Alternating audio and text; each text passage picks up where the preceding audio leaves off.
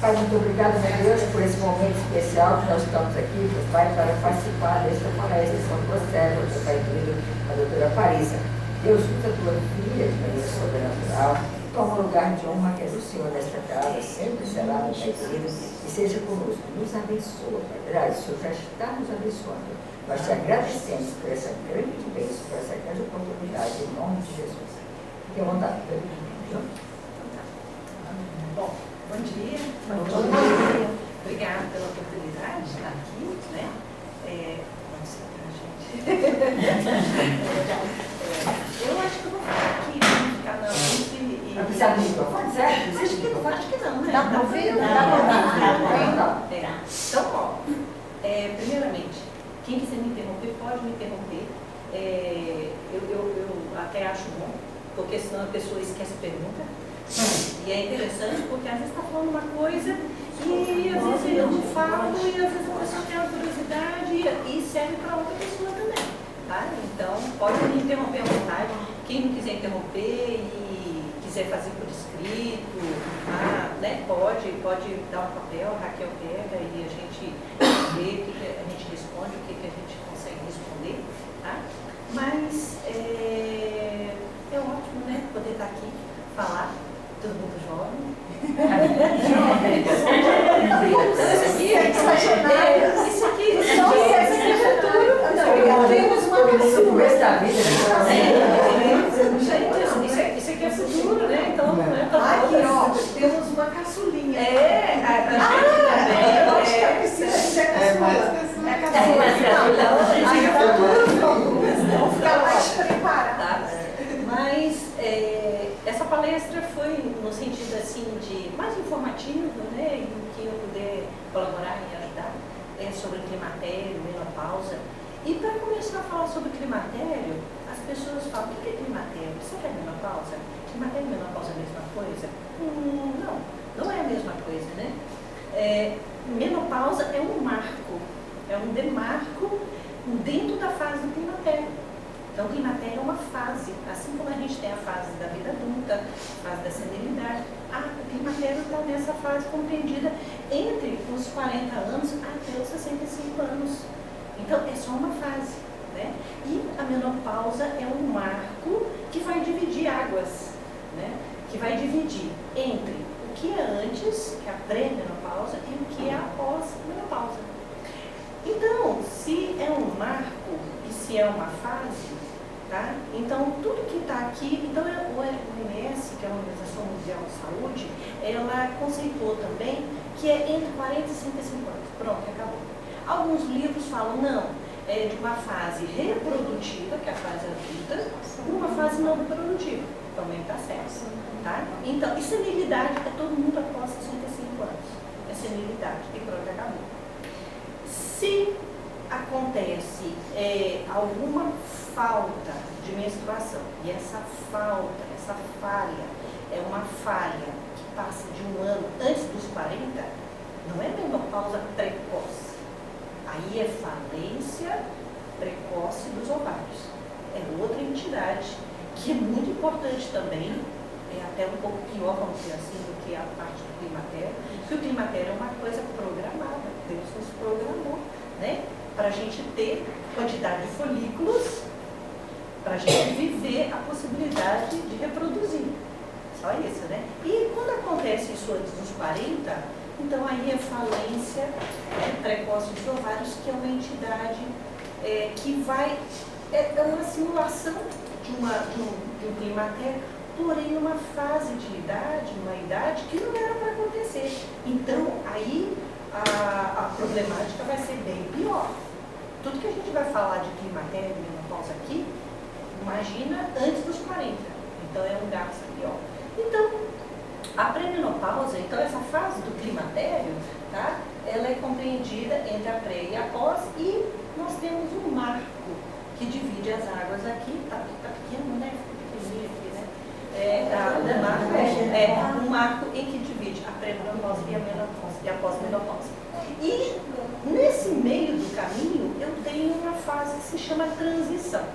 Alguns, em literatura antiga, falava perimenopausa. Peri é alguma coisa que está mais ou menos ao redor, né? Ali. um termo melhor, se chama transição da menopausa, porque realmente é a transição.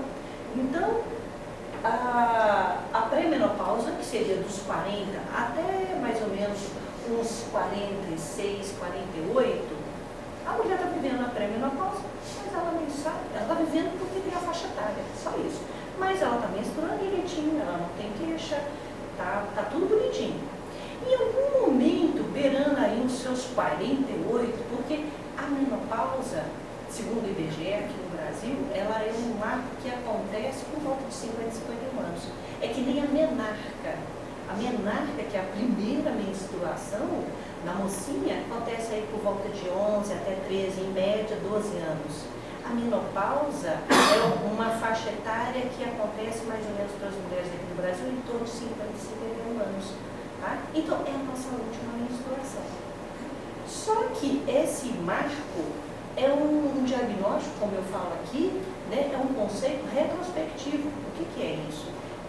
Eu preciso passar 12 meses sem nenhuma gota, nada, nem uma borra, nem uma gota de sangue, dentro de uma faixa etária que está condizente, beirando aí os seus 50 anos ou os seus 50, de ausência completa de menstruação. Aí, sim, eu entrei, eu pisei, eu posso dizer, depois que eu fiquei 12 meses sem nada, e beirando 50 anos, ou então com 50 ou 51, tá por aí, é a média, aí eu falo, entrei na menopausa. Até então, ou eu estava na pré, ou eu estava na transição. A transição já é um momento que acontece aí entre os 48, 50, 51 anos, mais ou menos, onde a mulher vai ter variação. Ela vai variar o ciclo menstrual dela. O que é o ciclo? É números de dias que ela fica menstruada, o fluxo, a quantidade de fluxo, e o intervalo, que é da descida para uma outra descida de menstruação. Esse é o intervalo. Né? Então, muitas mulheres passam de 35, 40 dias, 60, e depois desce. Ou então, quando desce, geralmente a gente tem uma menstruação, um fluxo normal, né? Às vezes o segundo, terceiro dia, um pouco mais, e ao longo de 5, 7 dias no máximo, está acabando. Às vezes fica uma porrinha, né? Mas tudo bem. 7 a 10 dias é o esperado, de a gente entender que é um número de dias de menstruação dentro do esperado da literatura. Então, em média, 5 dias. Tá? E aí começa a bagunçar. Ela começa a ver que tem fluxo mais, tem fluxo menos, passa de 5 dias, o intervalo passa de 40, 50, aí desce, e ela está beirando seus 48, 50, ela fala, eu estou vivendo a transição. E ela pode não ter sintoma nenhum. O que é o sintoma que a gente tem, que a gente vai falar? Principalmente, que todo mundo conhece, onda de calor. Essa é o, né, é o fogacho, né? É a onda de calor, que é o mais conhecido. Então, para isso acontecer, Deus fez tudo muito certinho, no nosso corpo, nos nossos órgãos. Então, a menopausa, como eu falei, é uma situação natural. É uma falência pré-determinada, uma falência programada dos seus ovários. A gente nasce com 2 milhões de folículos. Folículos é isso aqui, né? Essas áreas. Não, o óvulo já seria a maturidade, né? O folículo primordial, ele vai secundar, vai amadurecendo, até que um belo dia ele consegue chegar um folículo só. Que é o óvulo, que vai amadurecer e dentro dele vai liberar um óvulo que vai te dar a oportunidade de engravidar. Então, quer dizer, nós nascemos com 2 milhões, mas na puberdade, nós vamos perdendo, até a puberdade a gente perde, a gente chega para a maturidade reprodutiva, 400 mil. E esses 400 mil ainda vai perdendo a cada ciclo menstrual que você tem, a cada mês, né? Menos assim, cada ciclo, melhor dizer. Eu não acho legal a gente pensar em ciclo menstrual mensal, porque nem todo mundo é um robôzinho, mas ela cicla de forma regular. Isso que é o importante. A cada 21, 35 dias você está ciclando. Isso que é o que interessa, se é mensal ou não sei. E aquele pessoal que toma anticoncepcional e não menstrua, ele faz esse ciclo? Faz, mas é um ciclo artificial. Eu só não vou ter ovulação, porque o anticoncepcional é anticoncepcional. Então, ele vai inibir essa maturação desse folículo aqui. Isso aqui leva uns 90 dias.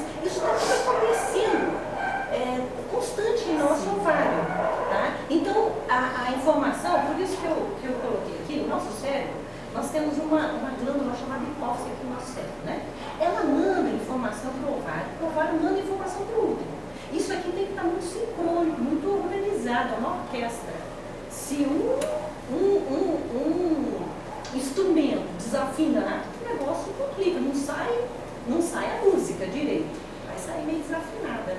Então, qualquer coisa que interfere aqui, ou interfere no ovário, ou interfere no útero, bagunçou. E tem a ver com o mioma, essa bagunça lá nessa Não, fase da... o mioma já é um tumor benigno aqui, no útero. Não vai acontecer É nada. por causa de que acontece? Ah, por que acontece o mioma? É. Multiplicação celular. O mioma é um tumor benigno, né? Leiomioma, né? Essa terminação mioma, oma, é uma terminação benigna. É leiomiosarcoma, uma finalização maligna. E por que ele está hemorragia? Ah, pois é. Se Eu ele tive que tirar o útero. Pois é. Se o mioma, nosso útero, ele tem essa parte externa, a serosa, essa parte aqui interna chamada miométrio e essa parte interna chamada, que nós temos aqui, o endométrio. É essa partezinha aqui, que pelas informações aqui, que passa, ela é espessa, não houve ovulação, não houve gravidez, eu vou dizer lá, menstruação, certo?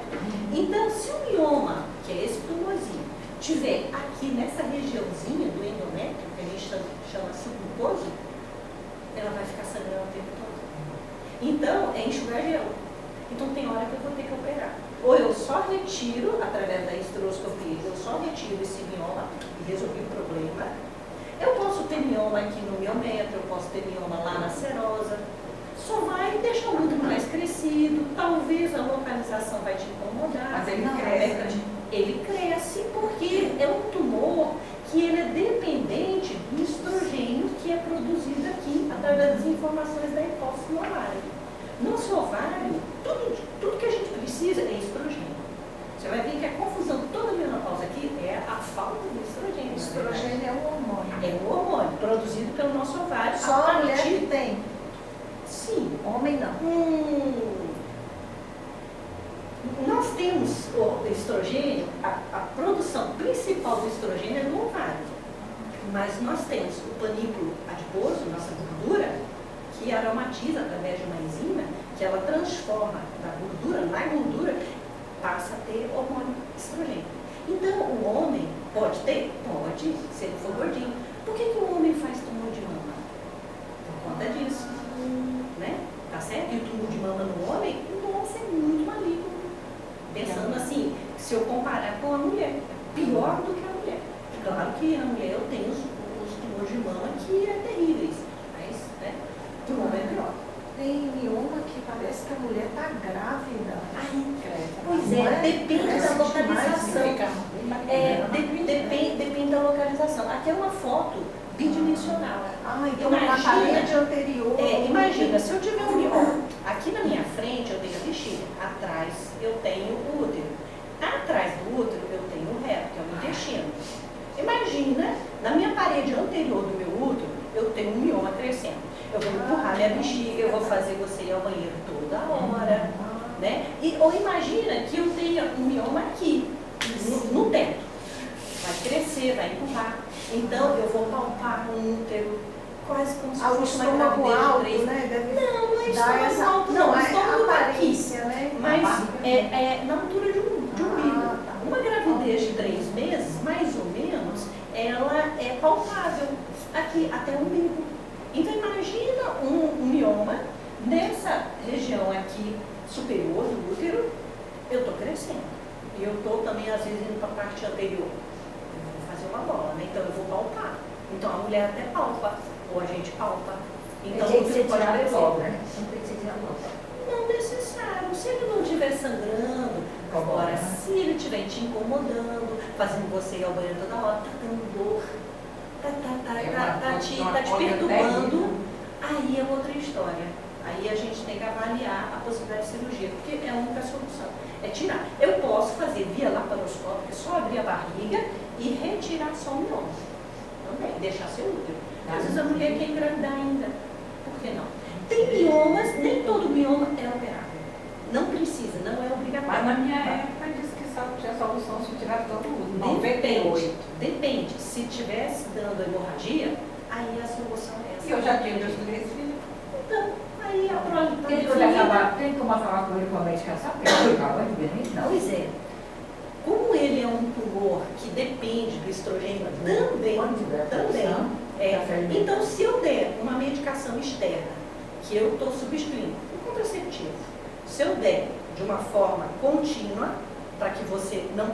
Porque se eu parar, você sangra, eu simulo a menstruação. Então, se eu der de uma forma contínua, às vezes eu consigo controlar. Às vezes, depende da localização.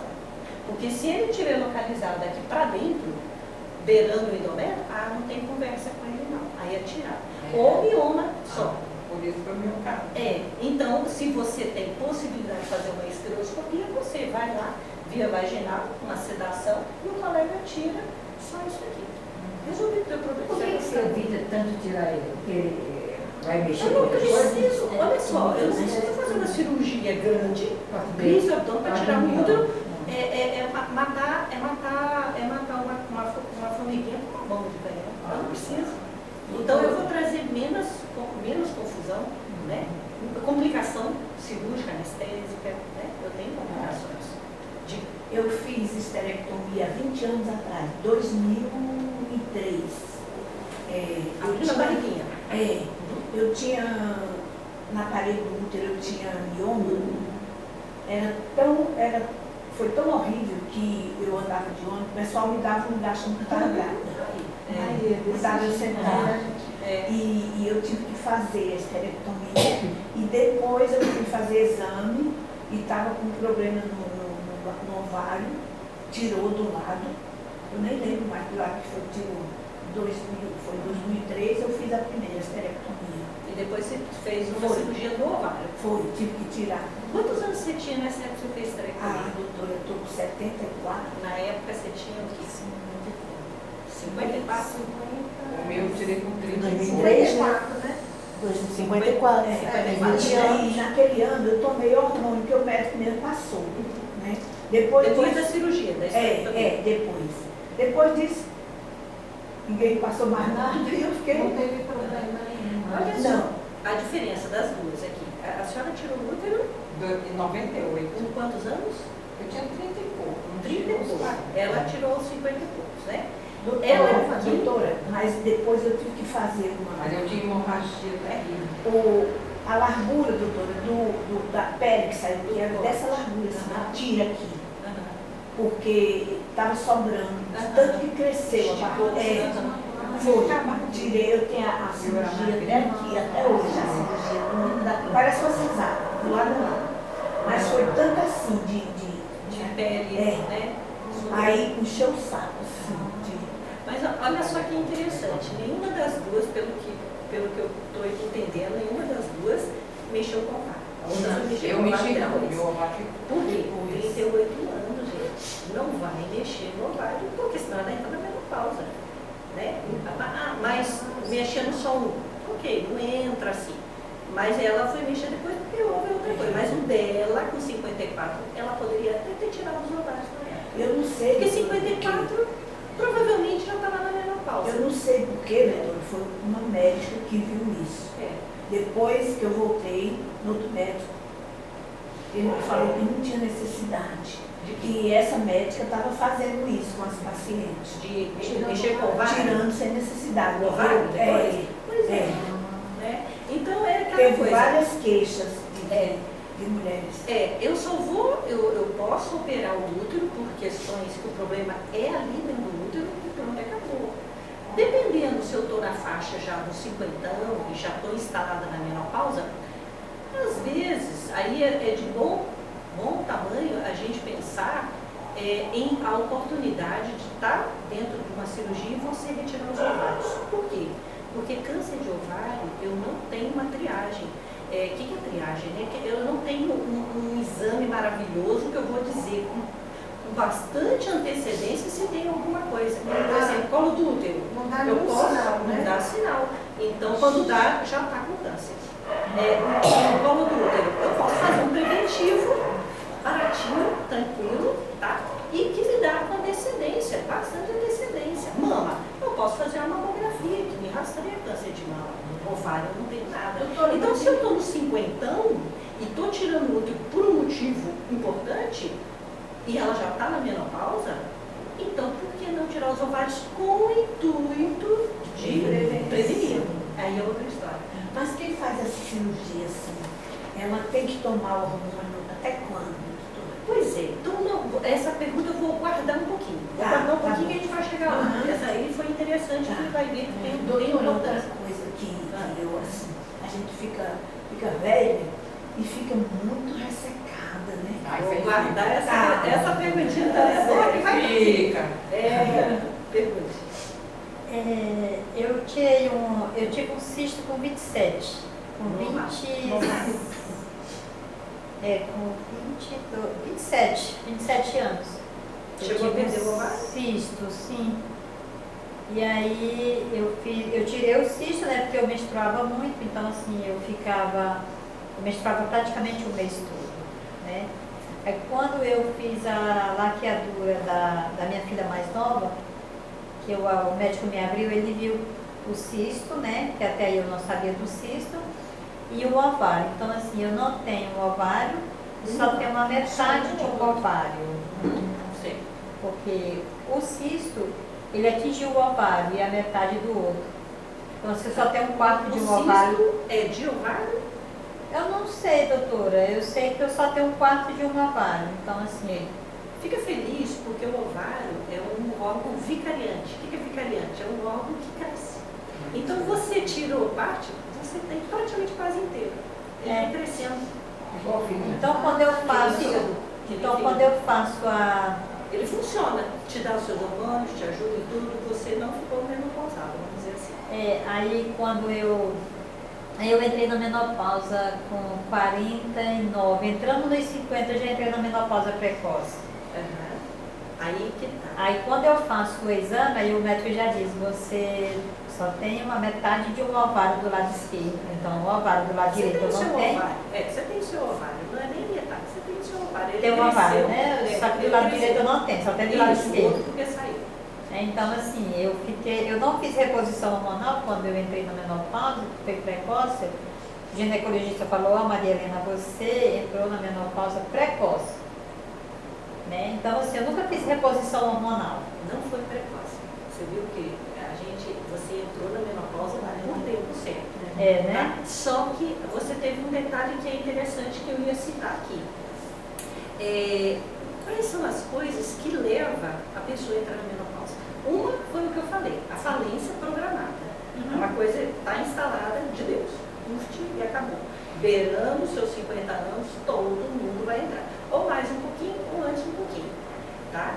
Menopausa precoce é quando você entra entre os 40 até os seus 44, 46 anos. No máximo aqui. Isso é menopausa precoce. E falência precoce dos ovários dentro dos 40. Então você está entrando certo. Só que é o que acontece. Você não tirou o ovário? O ovário, aqui, né? O ovário está aqui, a anatomia aqui. Para tirar um ovário, eu vou mexer na circulação. A mesma coisa que acontece com o útero. Para me mexer com o útero, eu vou ter que cortar e mexer com todos os vasos aqui para poder deixar o órgão funcionando lá, com irrigação, tudo bonitinho. Então, eu vou interferir na parte de irrigação. Então, queira ou não, mas eu tirei do lado de cá e o meu ovário mexi do lado de cá, que eu tenho esse aqui, mesmo que eu tenha tirado parte. A literatura fala que quando você faz uma esterectomia, ou você faz uma oforectomia, que é uma retirada do ovário, seja unilateral, né, ou parte dele, uma oforoplastia, como foi o teu caso, tá, a gente antecipa 1 a 2 anos a menopausa. Então, você falou, eu entrei com os 49, certinho. A literatura fala já isso pra gente. Então, tem coisas que eu atrapalho, eu antecipo, eu ajudo a antecipar. Talvez você ia estar nos 50 e antecipou os 49 porque fez uma cirurgia de esterectomia ou de ovário. Isso aí é uma coisa que está na literatura. E assim, eu nunca fiz reposição hormonal. Bom, aí é o departamento que a gente vai chegar lá na terapia hormonal. E aí, assim, é um sequidão que eu tenho, né? Apesar assim que eu não tenho ninguém, mas até assim, para mim fazer um exame ginecológico, eu tenho que ter um preparatório para mim poder fazer o exame. Vou chegar lá já. Eu com 40 anos, eu tive menopausa. Aí que tá. Aqui é Eu peguei diferente. totalmente mesmo. Aí é diferente. Aí Aí é preocupante. Aí com 51 anos, apareceu um pólipo no endométrio. Aí meu médico, que é o doutor Carlos João, não sei se foi seu, nesse época eu estava fazendo tratamento para engravidar. Aí eu tentei engravidar, perdi, aí meu marido falou assim, estou fazendo nova programação, vou fazer logo os dois. Quando ele pediu os exames, não, tem jeito, já entrou na pauta. Aí, com 41 anos, eu pólipo no endométrio. Aí eu fui, nessa época eu tinha parado, né, na reprodução, porque não tinha mais. Aí os médicos, não sei o que, tirar foto, não sei o que. Aí fui lá no Carlos João, orei muitas vezes, ele mandou ir lá. Aí eu falei, Deus, quer me falar, eu vou entender que eu sou menina. Aí eu fui e falei, Deus, não, o endométrio vai ficar pulsando assim, eu tirou tudo, o ovário todo. Aí tirou o útero e o ovário. O ovário todo, tudo lá. Tá. Aí eu falei, ele falou assim, o ovário você não vai engravidar mais. Eu estou para dar problema, tchau. Tá vendo? É só para dar problema. Porque eu não mostrava mais nem nada, né? Não está errado, mas, né, agora uma coisa importante. Então, a senhora teve uma falência precoce dos ovários. Aí a gente 40 tem... anos, doido para ter um filho. Pois é, aí a gente tem, dentro da falência precoce dos ovários, a gente tem a primária e a secundária. A primária, quais são as causas primárias? Alguma coisa genética? Alguma coisa de tireoide? Começou muito cedo, né? Eu tinha 11 anos. Não, mas alguma coisa acontecendo dentro do ovário, né? Para que aos 40, beirando os 40, já parasse. Então a gente tinha que buscar informação de tireoide, informação genética, alguma anomalia, alguma coisa, tá? Qualquer outras doenças que vai interferir. Outras situações também, tá? Então, assim, teria que buscar outras doenças, mas aí não vem ao caso, né? Câncer, quimioterapia. Nessa época eu pesquisei um bocado de coisa, não deu nada. Era pouco tempo que tinha problema de tireoide. Com certeza tinha. Com certeza tinha. Para chegar a uma falência beirando os 40, tinha. Era questão de buscar informação, né? Hoje, talvez naquela época tinha as suas dificuldades, mas hoje, com certeza, a visão está diferenciada, a oportunidade de outros exames, com certeza iria acusar. Mas como também a senhora falou aí, a senhora estava fazendo um tratamento para engravidar. Esse pólipo é um tumorzinho aqui, é um excesso de tecido dentro do útero, tá? E um pólipo, ele geralmente é benigno. 1 a 2% que leva a malignidade, 1 a 2%, mas existe, né? Eu já tive a oportunidade e graças a Deus, eu falo que foi de Deus, porque uma paciente tinha um pólipo e eu falei, vamos tirar na esteroscopia, e era um câncer. E a gente operou depois o útero e era só aquele pólipo, não tinha câncer nenhum mais dentro do útero.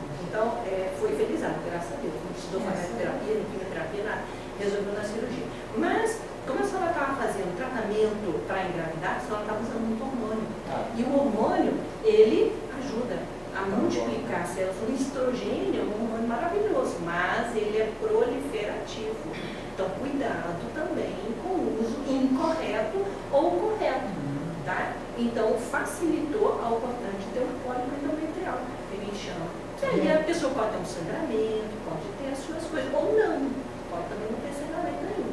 Mas, determinada idade ou situação, é bem-vindo tirar. Ou, depende muito, fazer uma biópsia no local, saber se é pólipo, que é benigno. Os hormônios que dá, porque é para amadurecer o ovo. Exato. Só que aí, a senhora estava usando o hormônio para fazer esse estímulo aqui, para chegar a esse óvulo, para poder engravidar. Então, a senhora estava recebendo muito hormônio. Então, mulheres que fazem inseminação, né, que faz toda essa parte reprodutiva para engravidar, a gente tem que ter cuidado. Mama, ovário e endométrio. Endométrio, que é essa parte aqui, útero e mama, a gente tem que ficar de olho, porque a chance dela, talvez, incidir no câncer é grande, entendeu? Então, o câncer pode começar, às vezes, com pólipos de ovo, alguma coisa assim, tá certo? Então, isso existe. Então, quer dizer, tudo que se passa aqui, o que vier atrapalhar essa produção, essa maturidade aqui, pronto.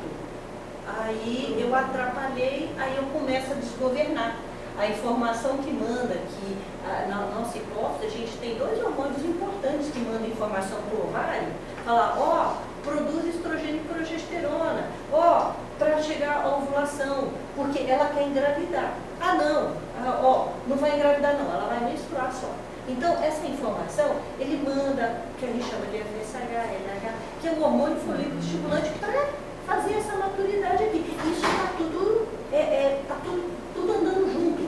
Enquanto eu estou crescendo, está todo mundo crescendo, recebendo a mesma informação, um só que vai amadurecer, aí os outros morrem. Então, quer quantos dizer, saem ali naquele momento? No início, e quantos tem? Ok. Se vão poder fazer esse passeio todo? Todo mundo. Quantos? Mais Todo mundo. Os 400 mil. Os 400 mil que você ganhou na puberdade. Aí os que não conseguir, voltam outra vez para Não. morreu, acabou. Morre. Recebe a informação daqui para cá, do folículo estimulante, do FSH. Então, esses folículos, eles têm um tropismo, eles têm uma sincronia. Ele recebe o hormônio e fala, gente, é o hormônio folículo estimulante, vamos todo mundo estimular ele, todo mundo, vamos trabalhar, é uma indústria. Vamos trabalhar. Só que, imagina que todo mundo é um folículo, né? É uma indústria, né? Aí o patrão está mandando, trabalhar, nós temos que vender. Aí, um só se destaca como o mês. Funcionário do mês. É esse cara aqui. Aí os outros... Já está. Aí o mês que vem, todo mundo começa de novo. Aí outro funcionário do mês. Aí todo mundo... Os outros morrem tudinho. Exatamente. Então, a gente vai perder. A cada ciclo menstrual, a 400 gente mil. perde uma pancada. A gente perde uma pancada. Para que né? Então, olha só, como que Deus nos criou. É igual E os homens também, né? Os homens são felizados. Milhões. Fabricando toda hora. Quem conseguir, Por dia, né? Quem cair na rede, não, por dia, naquela hora, milhões. Cada ejaculação, milhões. Tudo novinho. Tudo novinho. Tudo novinho. Claro que o que a gente instrui, né? A pessoa que quer engravidar, então quer dizer, a mulher, tadinha, para chegar com um óvulozinho, né? Aquela luta, né? Então aqueles diazinhos antes e diazinhos depois desse momento aqui ímpar, que é a ovulação, né? O homem, cada ejaculação ele libera milhões. Então, ele teria que dar um descansozinho de um dia, você tem ideia, para renovar a galera, para vir milhões mais ainda. Né? A fábrica é intensa. A fábrica é intensa e não para.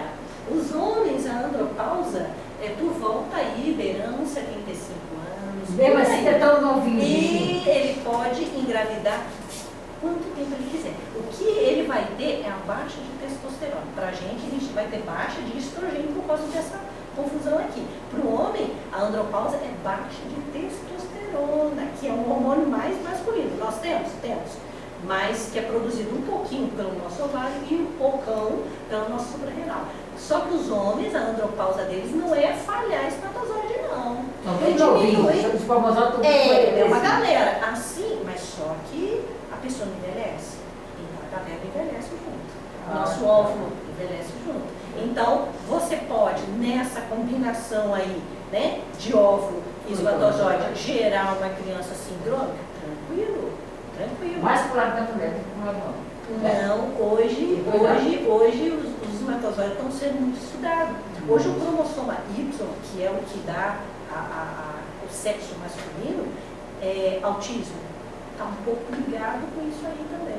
Tem algumas coisas, o pessoal está de antena ligado, já fizeram o mapeamento, né, da parte genética e está descobrindo coisas. Então o homem também tem muitas coisas também. Mas só que falando em reprodução, o homem é farto. Né? Qualquer idade, milhões. Mulher não. A mulher é falência programada por volta aí dos 50, tá?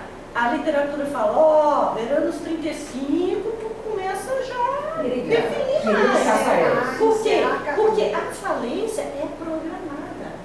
Muitos vão estar lá, 50, não tem escapatória. Algumas vão falar assim, mas eu menopausei aos 55. Ok, existe. Né? Aí é uma menopausa tardia que a gente chama, porque está fora do script, do clássico. E aí os ovários estão só normal, bonitinho? mas está envelhecido. Então, cuidado. cuidado também. Só que é vantagem. Não. Toda vez que você foge um pouco do clássico, não é vantagem. Tá? Eu menopausei 55, né? Se gabando. Não. Cuidado. Porque o nosso ovário está produzindo estrogênio. E estrogênio, como eu falei, é um hormônio proliferativo.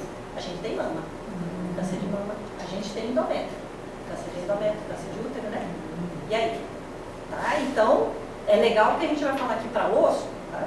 Estrogênio para pele, para unha, para vagina, para cabelo, para tudo. Para humor, tudo. Então esse negócio da unha fraquinha, assim. Não é só estrogênio, não. Aí é colágeno.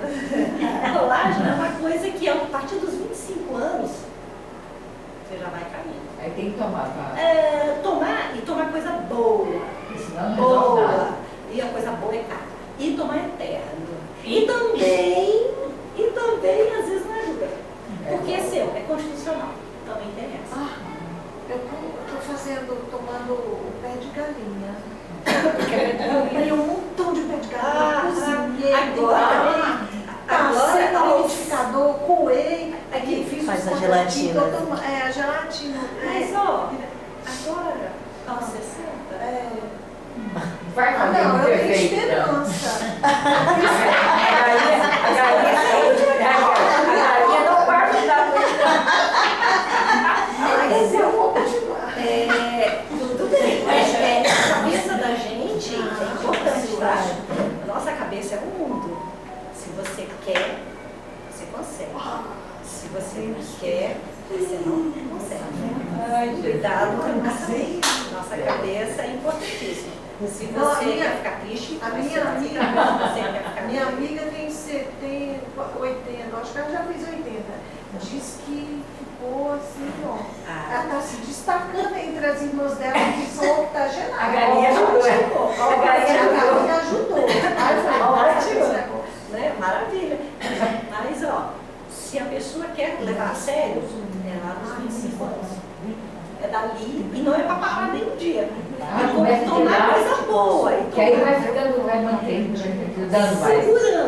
Segurando. Mas não é só isso que tem. Tem um bocado de coisa tudo junto. Então, assim, herança de família, constitucional, não é só questão hormonal. Ixi, aonde você mora, o sol, que você se alimenta, seu estilo de vida.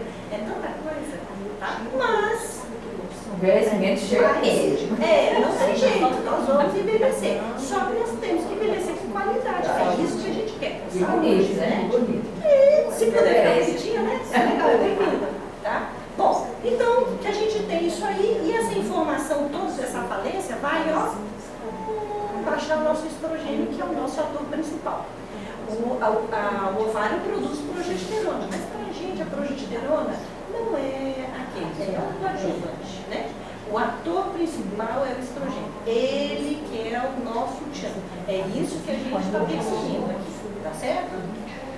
E aí, com a falta do estrogênio, né? Bom, aí a gente começa a ter sintomas, sinais que vai acontecendo, que é importante dentro de uma faixa etária condizente, beirando seus 50, então você vai falar, eu estou entrando na transição da menopausa. Eu só falo que eu menopausei depois que eu tiver 12 meses sem nenhuma gota, beirando seus 50 ali, aí você fala, tudo bem, agora eu sou menopausada. Aí sim, tá? Mas tem gente que então está vivendo falhas menstruais, tá? Com sintomas. Controle. Tá? Exatamente. E aí começa a bagunça, né? Então eu vou ter alteração do meu humor, eu vou ficar ansiosa, ou vou ficar deprê, tá certo? Dor de cabeça, pela variação de estrogênio, pode ser, tá? Diminuição de libido, não tem mais aquele interesse, cuidado com essa informação de libido, que nem sempre é hormonal. Cuidado, que aí depende da vida conjugal, aí é dentro de casa. Esse é o ponto principal. Porque, eu não tenho desejo sexual. Mas se a gente for conversar, gastar um tempo ali, vai ver que não é hormonal. O negócio é dentro de casa.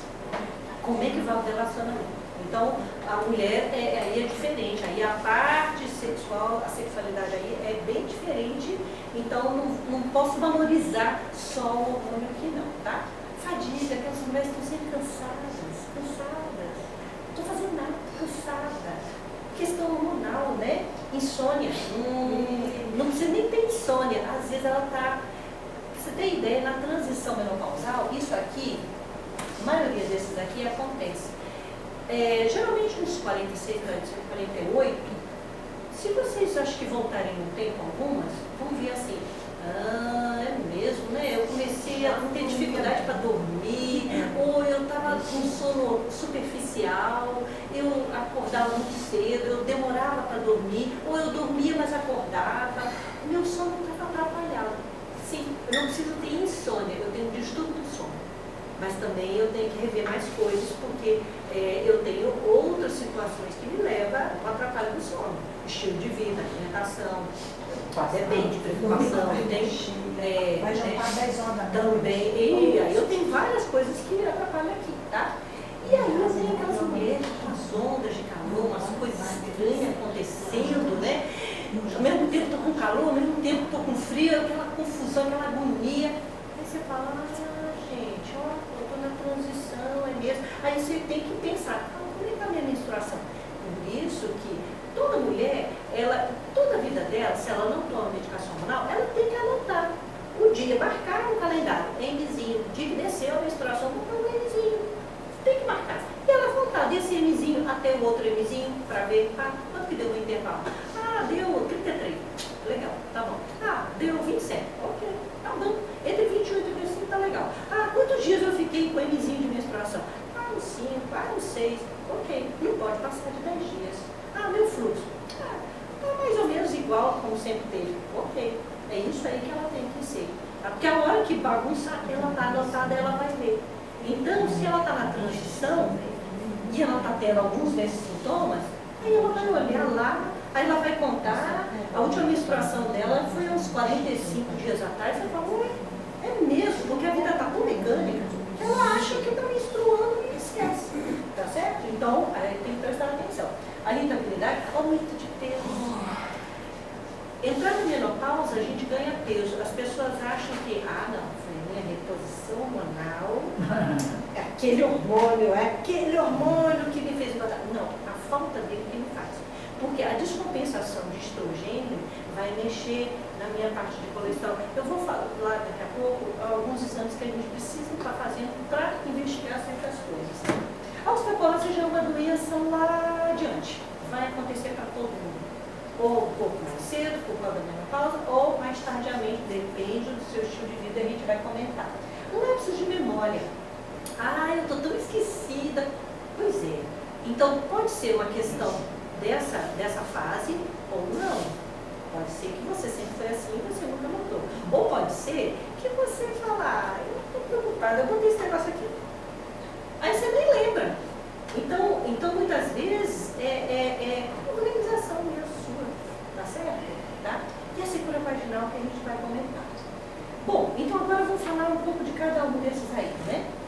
As situações vasomotoras, então tudo que é causado pela diminuição do estrogênio, porque o nosso ovário não está com as pernas boas mais, ele não está funcionando a todo vapor, então ele está ruinzinho, então eu não tenho a fábrica, então eu não tenho como trazer estrogênio para me dar todo o alcance que eu preciso ter, como eu tinha antes, né? Quando eu menstruava direitinho, quando meu ovário funcionava direitinho. Então, sintomas vasomotores, que são ondas de calor, tá? Que aqui, o campeão aqui é o fogacho, que são essas ondas de calor, que é um misto, né? É sudorese, é palpitação ao mesmo tempo.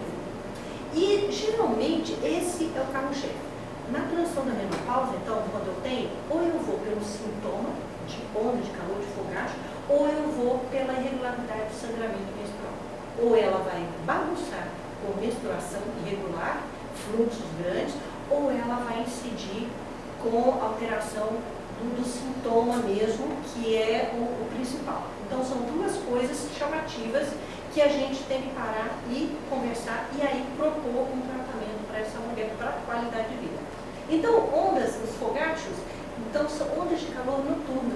Então, a mulher acorda de madrugada, do nada, aquela coisa Então, a minha doida. começa às 10 horas. Pois é. A literatura fala assim, o momento que você descansa, que você parou a agitação do dia, você pensa que vai ficar em paz, aí começa a confusão, tá? Por quê? Se passa aqui de novo o nosso cérebro. Nosso cérebro tem uma região chamada hipotálamo. No hipotálamo posterior, nós temos nosso centro de termorregulação, que nos dá a regulação de frio e quente, tá certo? Então, o estrogênio, ele está envolvido com essa região. Então, quando eu tenho baixa de estrogênio, esse centro termorregulatório, ele não vai bem, as pernas também, descompensa. É como eu falei, é uma orquestra. Se um instrumento vai mal, desafina todo mundo. E ali começa a ter perturbação. Então, eu começo a interferir em formação de neurotransmissores, serotonina, dopamina, acho que já ouviram falar dessas palavrinhas, que são substâncias importantes para nós, boas, que às vezes nos dá, como a serotonina, que nos dá alegria, que nos dá tranquilidade, né? Isso deixa a gente bem-estar, tá? E também interfere, tá? Nesse centro tem uma regulação que essa onda de calor que a nossa pele ferve, transpira, se a gente não tiver um centro regulatório, a gente explode. Puxa, né? Como se fosse assim, né? Como se a gente puder quase explodir. A gente não explode. Por quê? Porque mesmo assim, essa baguncinha do estrogênio ali, que faz variar, ao mesmo tempo, baixa aquele frio para compensar aquela quentura que essa desregulação da falta do estrogênio nos dá. Tá? Então, é assim, ao mesmo tempo você tem calor, você tem sudorese de frio, tá certo? Então, é uns calafrios muito doido, tá certo? É uma coisa assim que dura 4, 5 minutos, alguns mais, um pouco. O corpo se defendendo. Mais ou menos isso aí, né? Então, o nosso hipotálamo recebe essa informação, baixou o estrogênio, e aí ele não consegue fazer essa compensação rápida, então você vive essas ondas de calor. Imagina, acontecendo isso toda madrugada, ou toda noite. A pessoa, que terrível. Um dia, 2 dias, 1 mês, 2 meses, 6 meses. Você não vai acordar fadigado? Você não dormiu direito. Aí você transpira de molhar, que a pessoa tem que tomar banho, trocar a roupa, tomar banho. Aí desperta. Cadê o sol? Aí você tomou banho, pronto, até você dormir, vai ser umas 5, 6 horas da manhã. E você trabalha. E você trabalha no dia seguinte. Você vai trabalhar. Aí 1 dia, 2 dias, meses, anos, já pensou? É muito desgastante. Então aí vem o estresse, aí pode gerar as doenças, o cansaço, a fadiga. Então é muita coisa. Aí lapso de memória, porque você não consegue relaxar, não consegue descansar. Então aí vem os lapsos de memória. Aí você muda o estilo de vida, porque aí você tem que comer para ficar acordada.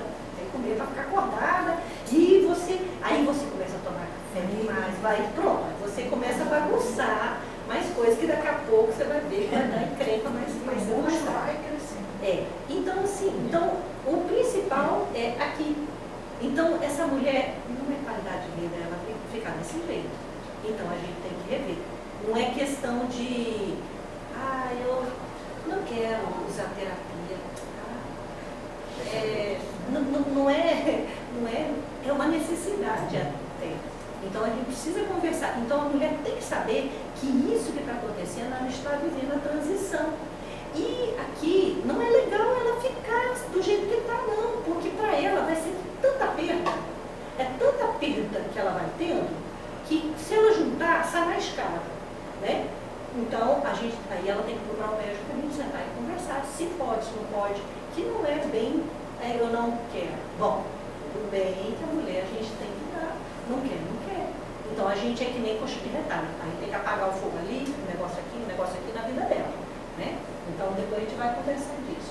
Então, aqui também eu posso disparar dor de cabeça, tonturas, tá? Então, lembrar que esse aqui é um dos primeiros sintomas. Se não for uma desregulação do fluxo menstrual, vai ser a onda de calor promovida pela falta do estrogênio.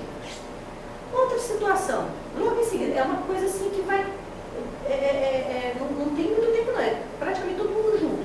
Alteração neuropsíquica. Então a mulher vai ficar deprê, chorosa, né? Meio assim triste, confusa, porque tanta coisa, é novidade para ela, é mudança, alteração hormonal. Então é uma coisa intrínseca, ela não tem poder para isso, a não ser que ela resolva de forma a receber o hormônio que é a solução. Tá certo? Então, Pode. eu acho que nessa fase as pessoas ficam pensando, estou com depressão, aí vai no médico e vai tomar antidepressivo. Não é a solução. Não vai resolver, né? Agora, depende.